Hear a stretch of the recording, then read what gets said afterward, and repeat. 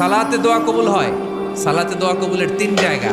একটা হচ্ছে তাকবীরে তাহরিমার পরে আমরা সানা পড়ি না, আমরা তো একটা পড়ি।